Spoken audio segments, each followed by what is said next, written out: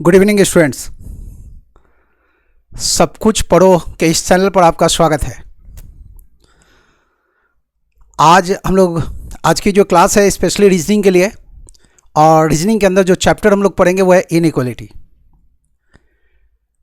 बड़ी मुश्किल से ये क्लास अरेंज हो पाया है। लॉकडाउन के इस पीरियड में पढ़ाई को जारी रखें, इसके लिए ये सारा सिस्टम तैयार किया गया है। तो चलिए हम लोग रीजनिंग पढ़ें, और रीजनिंग में चैप्टर है इनइक्वालिटी। आप जो भी कमेंट करेंगे इसका जो जवाब है वो देने की कोशिश करेंगे, लेकिन कोशिश करें कि जो रिलेटेड कमेंट है वही रखें। तो चलिए स्टार्ट करें। चैप्टर का नाम है इनइक्वालिटी। स्क्रीन पर क्वेश्चन दिखा रहे हैं, आप उसको एक बार देख लीजिए। आप इस तरह के क्वेश्चंस की बात कर रहे हैं, इसमें और भी क्वेश्चंस का जो टाइप है वो स्क्रॉल करके दिखा रहे हैं। आप एक बार स्क्रॉलिंग का काम धीरे धीरे कर रहे हैं ताकि आप इस क्वेश्चन के फॉर्मेट को देख सकें। इस तरह का जो भी प्रश्न आता है इनइक्वालिटी का, उसको कैसे बनाना है इसे सीखेंगे। कि जरूरी नहीं कि ये टॉपिक आज की क्लास में पूरा हो जाए, आगे की क्लास में भी इसको कंटिन्यू रखेंगे। तो बेहतर है कि आप प्रॉपरली जुड़े रहें और सारा पार्ट इसका देखें, कोई भी पार्ट आपसे मिस ना हो, इसका ख्याल आप पूरा रखें। क्वेश्चन देख चुके आप, तो चलिए स्टार्ट करते हैं चैप्टर। स्क्रीन पर से क्वेश्चन हटाएंगे। क्वेश्चन का जो फॉर्मेट है वो आप देख लें। जो लोग बाद में जुड़े हैं वो एक बार फिर से देख लें। क्वेश्चन नंबर 1 to 5 स्क्रीन पर दिख ही रहा है, 1 से 5 दिख रहा है। इस तरह के प्रश्नों को कैसे सॉल्व करेंगे, इसी संबंध में आज की इस क्लास में बात करेंगे। तो चलिए बिल्कुल माइंड मेकअप कर लें और तैयार हो जाएं इस क्लास के लिए। तो चैप्टर है इनइक्वालिटी। डायरेक्ट या इनडायरेक्ट ऐसा प्रश्न आपको मिल जाएगा। इनइक्वालिटी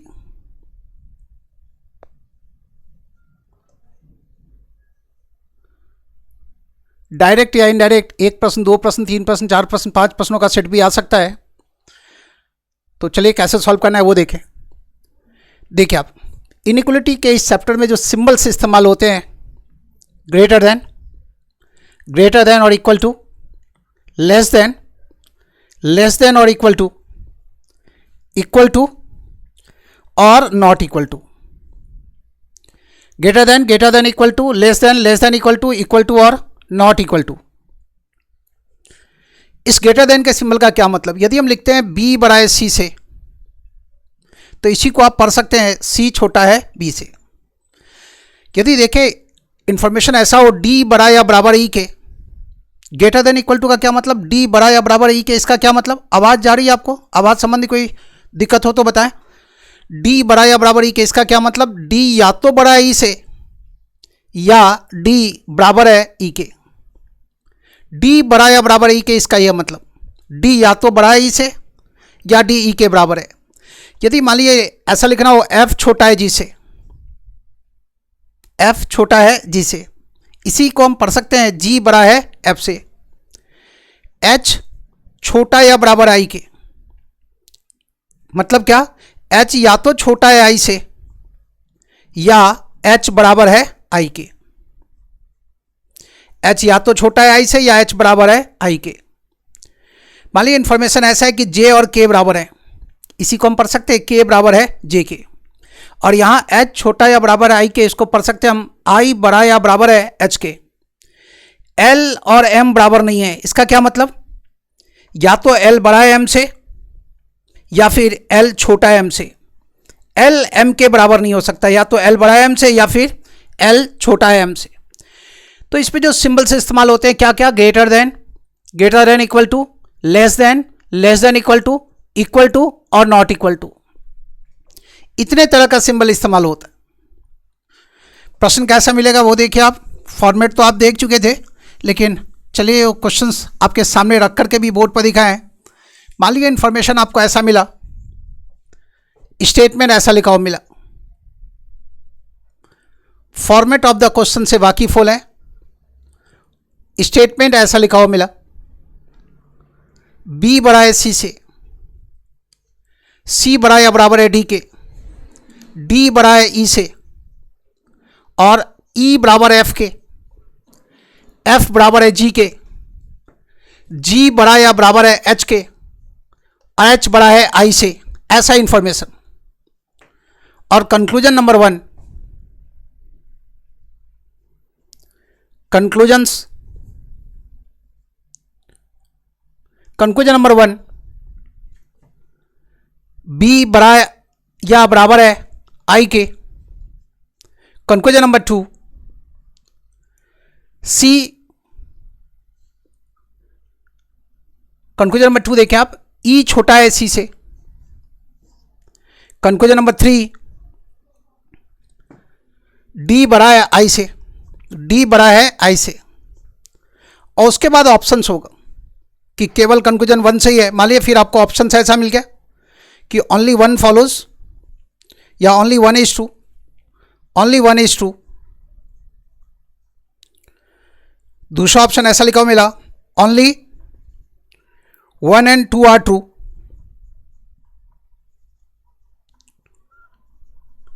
तीसरा ऑप्शन ऐसा लिखा हुआ मिला,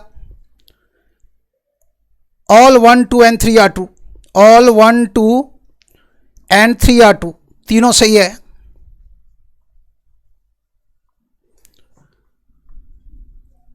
all 1, 2 and 3 are true। Fourth option, none is true, fourth option none is true. और fifth, none of these, fifth none of these. जो चॉइस आप ढूंढ रहे हैं इनमें से कोई किसी में नहीं दिखाई दिया तो आंसर नन ऑफ दीज। आप जिस पेपर में अपियर होंगे 4 ऑप्शन भी मिल सकता है, 5 ऑप्शन भी। तो देखिए आप, ये इंफॉर्मेशन है हमारे पास। इस इंफॉर्मेशन को यदि एक लाइन में क्लब करके लिखें, मतलब एक लाइन में जोड़ के लिखें, तो इंफॉर्मेशन ऐसा है आपके पास, B is greater than C is greater than equal to D is greater than E is equal to F is equal to G is greater than और equal to H and H is greater than I. यदि इसको जोड़ दें तो ये information है हमारे पास। पहला कंक्लूजन में बी और आई का जिक्र है, तो बी का आई से क्या संबंध, बी यहाँ है और आई यहाँ है।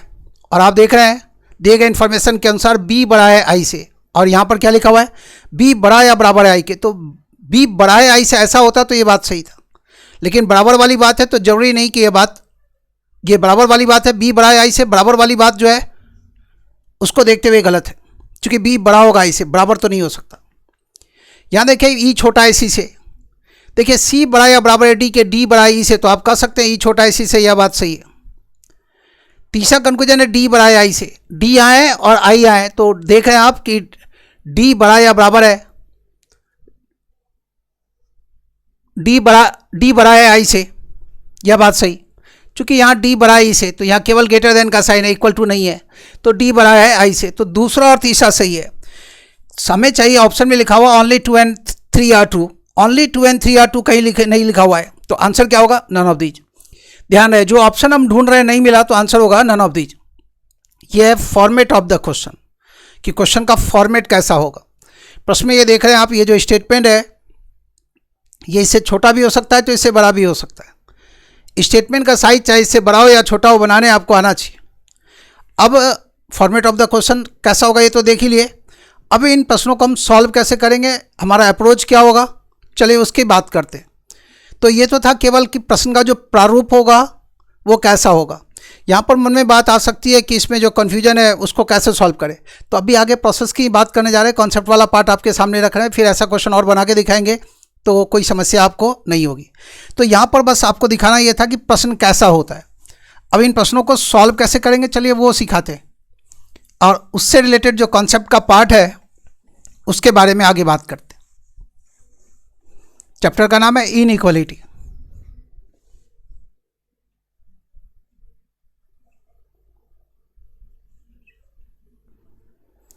देखिए आप,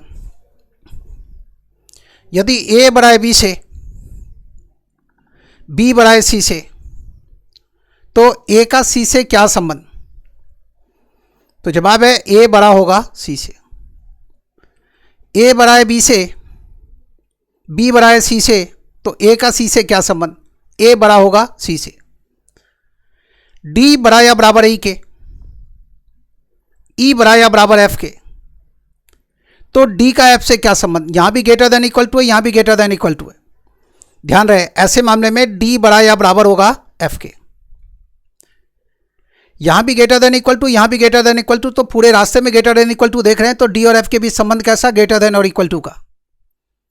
मतलब डी या तो बड़ा या बराबर होगा एफ के।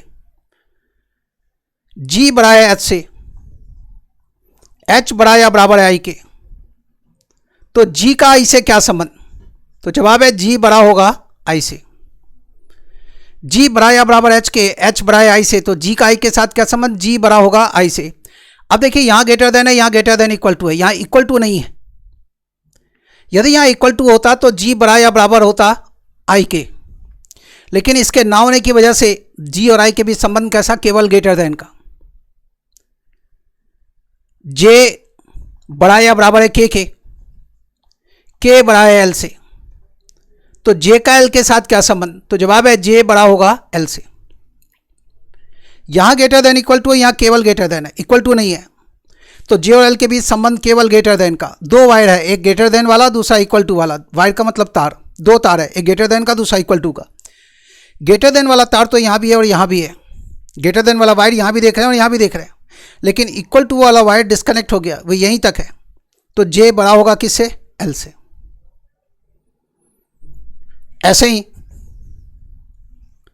यदि m छोटा है n से और n छोटा है o से, तो m का o से क्या संबंध, तो जवाब होगा m छोटा है o से।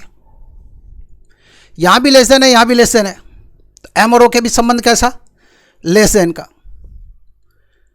p छोटा या बराबर है q के, q छोटा या बराबर है r के, तो P और R के बीच संबंध कैसा, तो जवाब है P छोटा या बराबर होगा R के। यहां भी लेस देन इक्वल टू है, यहां भी लेस देन इक्वल टू है, तो पूरे रास्ते में लेस देन इक्वल टू बिछा हुआ है, तो संबंध भी कैसा होगा, लेस देन इक्वल टू का। P छोटा या बराबर होगा R के। S छोटा या बराबर है T के, T छोटा है U से, तो S का U से क्या संबंध, तो जवाब है S छोटा होगा U से। यहां लेस देन इक्वल टू है, यहां लेस देन है, यहां इक्वल टू नहीं है। यदि यहां इक्वल टू होता तो S छोटा या बराबर होता U के, लेकिन ऐसा ना होने की वजह से संबंध कैसा है S और U के बीच में, S छोटा है U से। V छोटा या बराबर है W के, W छोटा है X से, तो V का X से क्या संबंध, तो V छोटा होगा X से। लेकिन यदि हम ऐसा कहें कि V छोटा है W से, W छोटा या बराबर X के, तो V और X के बीच संबंध कैसा, तो जवाब है V छोटा होगा X से। इतना जानना बहुत जरूरी है। इसके अलावे देखिए आप, यदि A और B बराबर है और B और C बराबर है, तो A का C से क्या संबंध, तो जवाब है A और C बराबर है। A बराबर है B के, B बराबर है C के, तो A बराबर होगा C के। D बराबर है E के और E बराबर नहीं है F के, तो D का F से क्या संबंध, इस E की जगह हम D लिख सकते हैं क्योंकि E बराबर है D के। इसी चीज को हम लिख सकते हैं E is not equal to F को D is not equal to F। यदि इंफॉर्मेशन ऐसा कि G is not equal to H, H is equal to I, तो इस H की जगह हम I लिख सकते हैं क्योंकि H is equal to I है, मतलब H कहें I कहें बात एक ही है। तो G is not equal to H को हम पढ़ सकते हैं G is not equal to I। J is not equal to K, K is not equal to L, तो J का L से क्या संबंध ये हम नहीं जानते। J और L के बीच कैसा संबंध है इसकी जानकारी हमें नहीं है। J बड़ा हो सकता है L से, J छोटा हो सकता है L के, J बराबर हो सकता है L के। J is not equal to K, K is not equal to L, तो ध्यान रहे J और L के बारे में हम कुछ नहीं जानते। J बड़ा या छोटा या बराबर हो सकता है L के।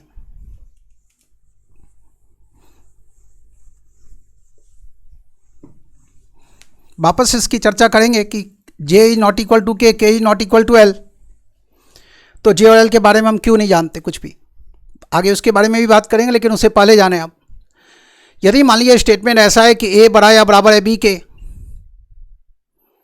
कंक्लूजन नंबर 1 ऐसा कि ए बड़ा है बी से, कंक्लूजन नंबर 2 ऐसा कि ए बराबर है बी के। ये स्टेटमेंट है ए बड़ा या बराबर है बी के, और दो कंक्लूजन ऐसे, कंक्लूजन नंबर 1 ए बड़ा है बी से, इसको ध्यान रहिए, जो पहले लाइन में देख रहे हैं ये स्टेटमेंट है, और ये कंक्लूजन्स हैं।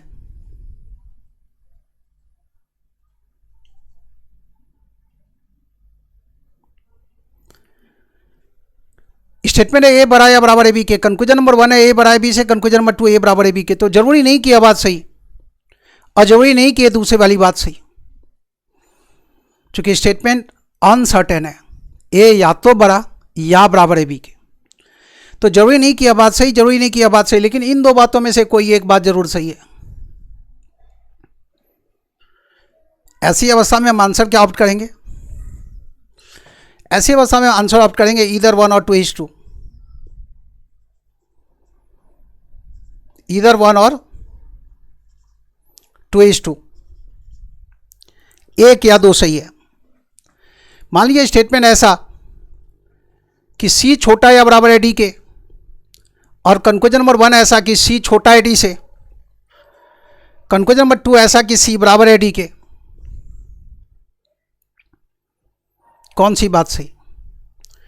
जरूरी नहीं कि सी, कंक्लूजन नंबर 1 सही, जरूरी नहीं कि 2 सही, लेकिन इन दो बातों में से कोई एक बात जरूर सही।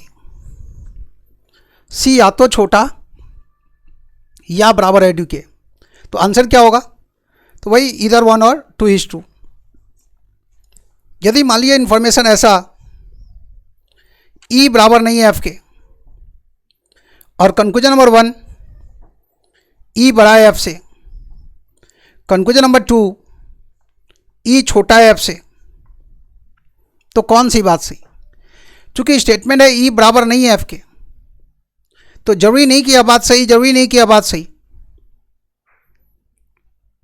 दावा भी यहां पर हम ये दावा कर सकते हैं, यहां पर इन दोनों में से कोई एक बात जरूर सही। आंसर क्या होगा? आंसर होगा ईदर 1 और 2:2। यदि मान लीजिए इंफॉर्मेशन ऐसा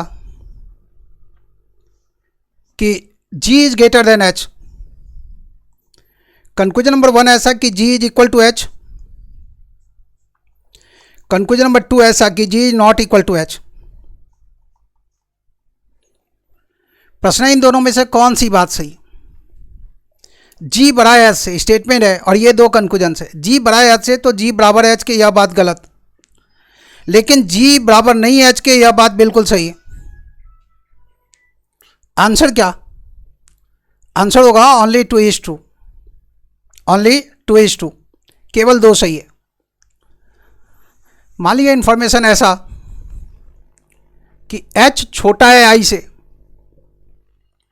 कंक्लूजन नंबर 1 H बराबर है I के, कंक्लूजन नंबर 2 H बराबर नहीं है I के। H छोटा है I से, स्टेटमेंट है, तो ये नहीं कह सकते कि H बराबर है I के, लेकिन हम ये कह सकते हैं कि H और I बराबर नहीं है, तो ये दूसरा वाला जो कंक्लूजन है वो सही है।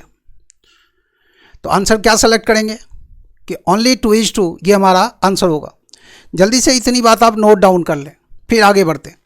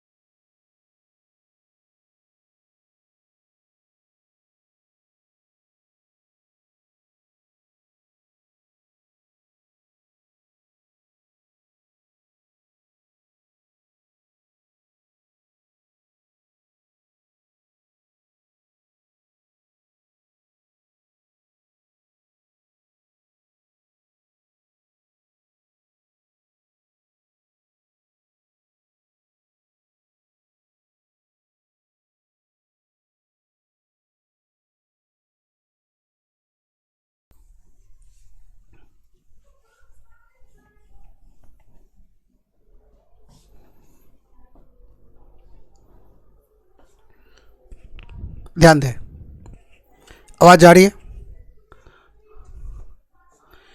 देखिए आप, यदि इंफॉर्मेशन ऐसा हो कि J is not equal to K is not equal to L, तो जे और एल के बारे में हम कुछ नहीं जानते। कंक्लूजन नंबर 1, जे बड़ा है एल से। कंक्लूजन नंबर 2, जे छोटा है एल से। और कंक्लूजन नंबर 3, जे बराबर एल के। जरूरी नहीं है कि कंक्लूजन नंबर 1 सही, क्योंकि जे और एल के बारे में हम कुछ नहीं जानते। क्यों नहीं जानते, चलिए इसके बारे में भी जान लें। मान लीजिए कि के का वैल्यू 5 है, तो जे और एल का वैल्यू 5 नहीं हो सकता। 5 के अलावा जे और एल का वैल्यू कुछ भी हो सकता है। तो ऐसा हो सकता है ना कि जे का वैल्यू 10 हो और एल का वैल्यू 2 हो। यदि आप के का वैल्यू 5 मान लेंगे तो जे और एल का वैल्यू 5 नहीं हो सकता। 5 के अलावा जे और एल का वैल्यू कुछ भी हो सकता है। यदि के का वैल्यू 5 मान लिए तो जे का वैल्यू 10 हो भी सकता है, तो नहीं भी। मान लीजिए यदि जे का वैल्यू 10 हो और एल का वैल्यू 2 हो तो जे बड़ा हो जाएगा एल से। यदि जे का वैल्यू 6 हो और एल का भी वैल्यू 6 हो तो ऐसी अवस्था में जे का वैल्यू 6 हो और एल का वैल्यू 9 हो तो ऐसी अवस्था में जे छोटा हो सकता है एल से। यदि जे का वैल्यू 8 और एल का भी वैल्यू 8 हो, क्योंकि यदि आप के का वैल्यू 5 माने तो जे और एल का वैल्यू 5 के अलावा कुछ भी हो सकता है, तो ऐसी अवस्था में जे और एल बराबर भी हो सकता है। तो आप सीधा सीधा ये कह सकते हैं कि J is not equal to K is not equal to L. तो जे और एल के बारे में हम कुछ नहीं जानते। जरूरी नहीं कि यह बात सही, जरूरी नहीं कि यह बात सही, जरूरी नहीं कि यह बात सही। दावा तो हम ये कह सकते हैं कि इन तीनों में से कोई एक बात जरूर सही। तो आंसर क्या होगा? ईदर 1 और 2 इज ट्रू।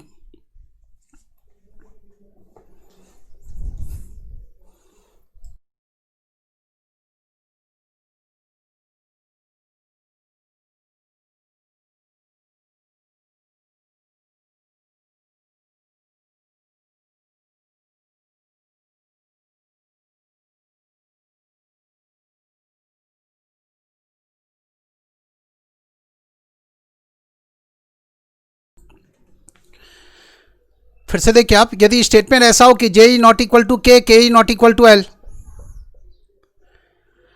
तो जे और एल के बारे में हम कुछ नहीं जानते। कंक्लूजन नंबर 1 ऐसा हो कि जे बड़ा है एल से, और कंक्लूजन नंबर 2 ऐसा कि जे छोटा या बराबर एल के। तो जरूरी नहीं कि यह बात सही, जरूरी नहीं कि यह बात सही, लेकिन इन दो बातों में से कोई एक बात तो जरूर सही। तो आंसर क्या? यहाँ आंसर होगा ईदर 1 और 2 इज ट्रू। एक या दो सही है। और यहाँ पर क्या आंसर था पिछले वाले में? 3 बातों में से कोई एक बात जरूर सही।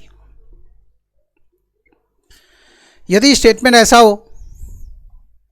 जे is not equal to K is not equal to L, और कंक्लूजन नंबर 1 ऐसा कि जे बड़ा या बराबर एल के, कंक्लूजन नंबर 2 ऐसा कि जे छोटा या बराबर एल के, तो जरूरी नहीं कि यह बात सही, जरूरी नहीं कि यह बात सही, लेकिन इन दो बातों में से कोई एक बात जरूर सही है। वजह यह कि जे या तो बड़ा या छोटा या बराबर होगा एल के, और उन तीनों चीज़ों का जिक्र इन दो कंक्लूजन में, जे या तो बड़ा या बराबर या छोटा होगा एल से। तो आंसर होगा ईदर 1 और 2 इज ट्रू। मान लीजिए स्टेटमेंट ऐसा कि J is not equal to K is not equal to L, conclusion number 1 कि जे बड़ा या बराबर एल के, कंक्लूजन नंबर 2 जे छोटा या बराबर एल के। तो जरूरी नहीं कि यह बात सही, जरूरी नहीं कि यह बात सही, लेकिन हम ये दावा कर सकते हैं दो बातों में से कोई एक बात जरूर सही। तो फिर एक बार आंसर क्या होगा? आंसर होगा इधर 1 और 2 इज ट्रू। यदि स्टेटमेंट ऐसा कि J is not equal to K is not equal to L,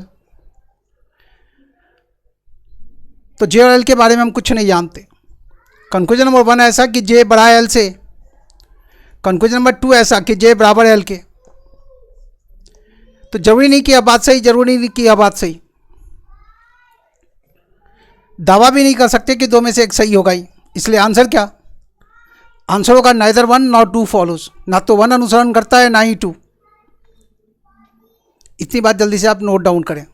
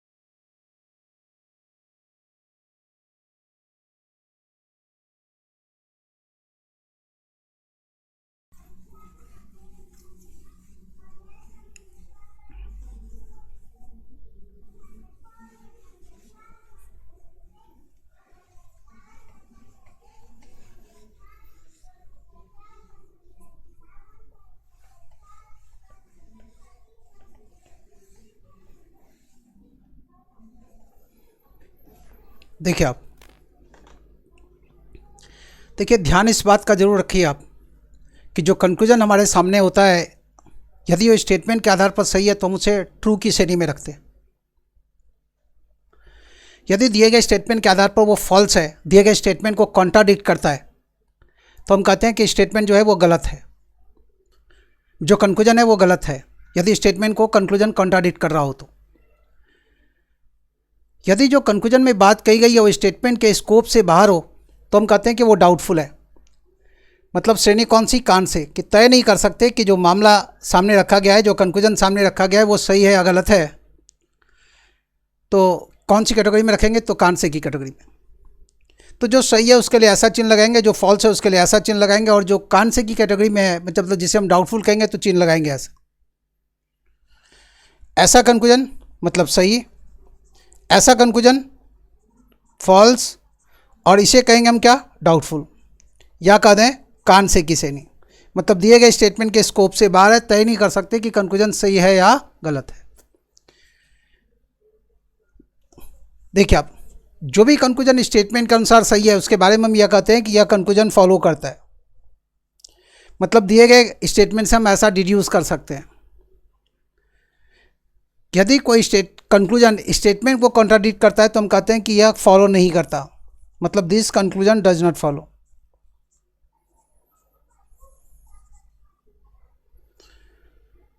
और जो डाउटफुल है उसके बारे में भी हम कहते हैं कि यह दिए गए स्टेटमेंट से हम डिड्यूस नहीं कर सकते। यदि आपसे पूछा जाए कौन सा फॉलो करता है तो ऐसा कंक्लूजन फॉलो की श्रेणी में आएगा। पूछा जाए कौन सा फॉलो नहीं करता तो आप फॉल्स को और डाउटफुल दोनों को आप इस श्रेणी में रख सकते हैं।